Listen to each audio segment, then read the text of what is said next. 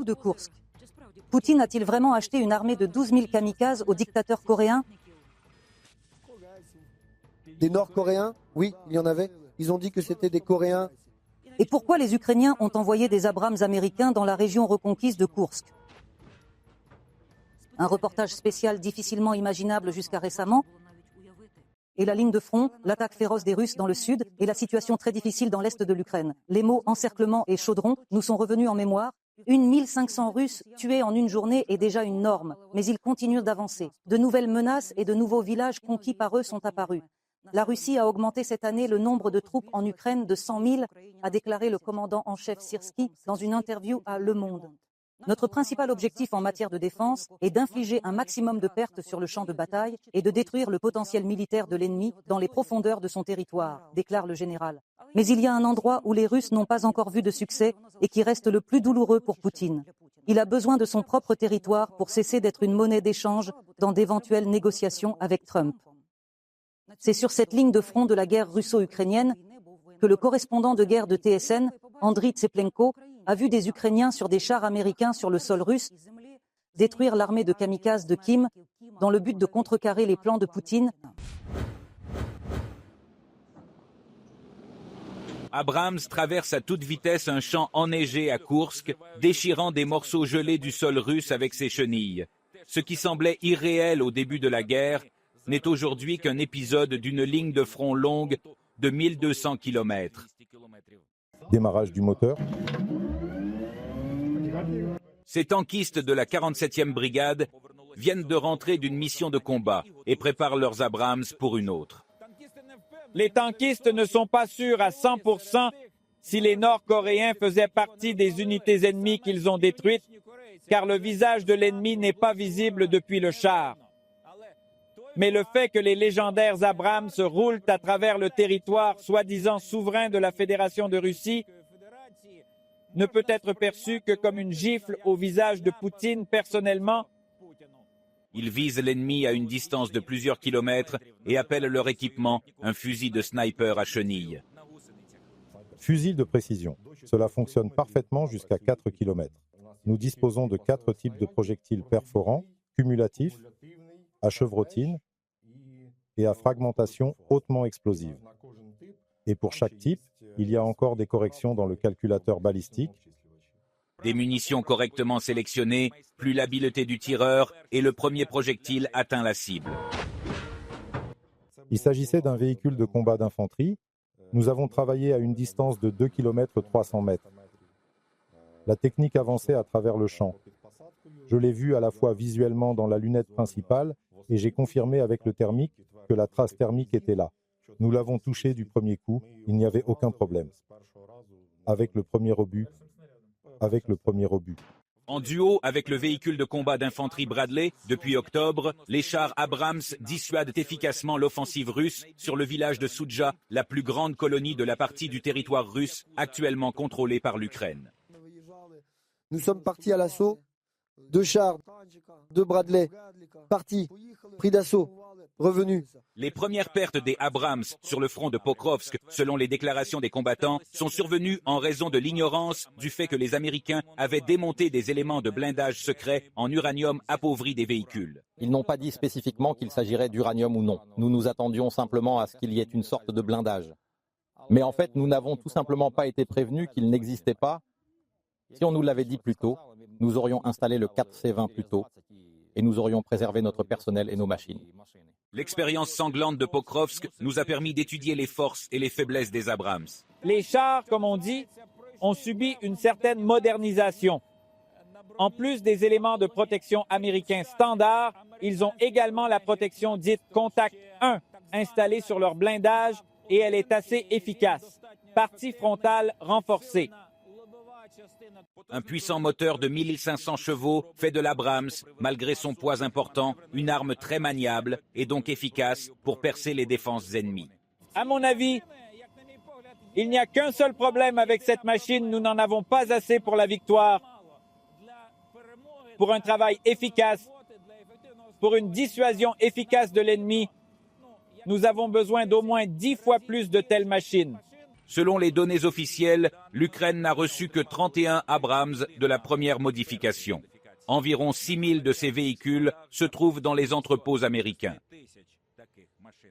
Les Américains n'utilisent pas ce premier modèle, ils ne dispensent même pas de formation. Dans le char, tout est pensé pour préserver les chances de survie de l'équipage. Ainsi, à Koursk, les drones FPV russes s'engagent dans un Abrams ukrainien. Plusieurs frappes sur un même véhicule et l'équipage a survécu. Dans les chars T-64 ou T-72, avec une telle frappe, comme on dit, il ne resterait même pas de matériel génétique pour procéder à une identification.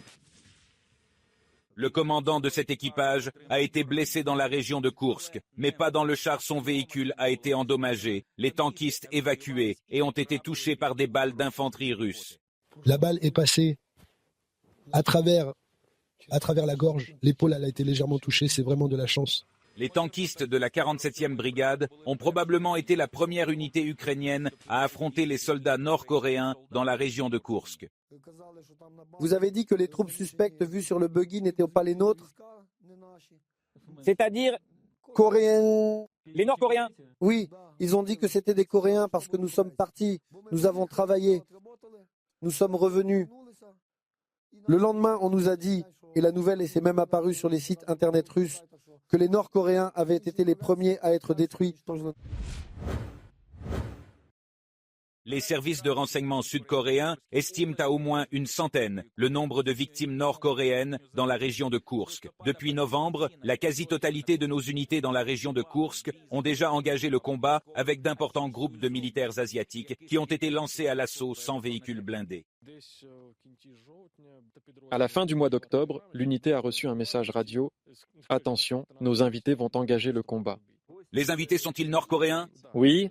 Le commandant de l'une des unités aéroportées de la 95e brigade a remarqué un changement important dans la tactique de l'ennemi et attend que ses parachutistes capturent un prisonnier pour en avoir la confirmation définitive.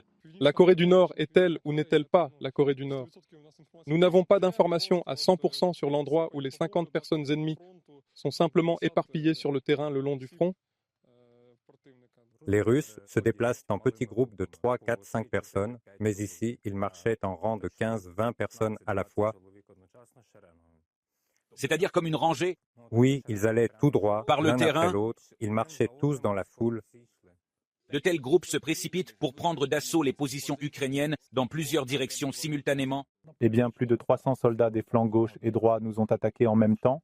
Avec un assaut aussi intense, chaque char déverse chaque jour une charge complète de munitions sur l'ennemi. 23 obus par jour. Les opérateurs ukrainiens de drones FPV ont aimé le nouvel ennemi. Il n'était pas aussi facile de s'envoler que dans un champ de tir. Et maintenant, c'était comme dans un stand de tir. D'une certaine manière, oui. Les Coréens ne savent pas quoi faire quand un drone les survole. Donc, il n'est pas rare qu'il élimine immédiatement plusieurs fantassins. Ils se cachent dans un abri que les drones ont déjà repéré. Et, quelques minutes plus tard, un munition y arrive. Ensuite, les FPV cherchent des soldats blessés de Kim parmi les arbres. Cela se passe sur tous les fronts. Et jusqu'à présent, cette tactique suicidaire des Nord-Coréens n'a rapporté à Poutine qu'un seul village dans la région de Koursk, Pliokovo. C'est difficile et effrayant parce que quelqu'un arrive toujours à nos positions. Les Nord-Coréens, s'exposant aux coups, retirent leurs morts du champ de bataille, probablement afin de rendre compte du nombre exact de pertes. Le groupe d'assaut est généralement suivi d'une équipe qui retourne les corps face contre terre, afin que les drones ukrainiens ne les filment pas, et les Coréens n'ont pas pu être identifiés. Il est possible que, dans le même but, les Russes déforment leur visage avec des lance-flammes. Donc, que ce soit Kim ou Poutine, l'un de ces deux a toujours peur des preuves directes de la participation de la Corée du Nord à la guerre contre l'Ukraine. Je comprends que nous ayons vraiment besoin de prisonniers. Eh bien, bien sûr. Pour s'assurer qu'ils viennent de Corée du Nord, il faut au moins avoir des documents d'un Nord-Coréen. Prenons. La tâche principale consiste à infliger un maximum de pertes à l'ennemi, qu'il s'agisse de la Corée du Nord ou de la Russie. Cela ne fait aucune différence.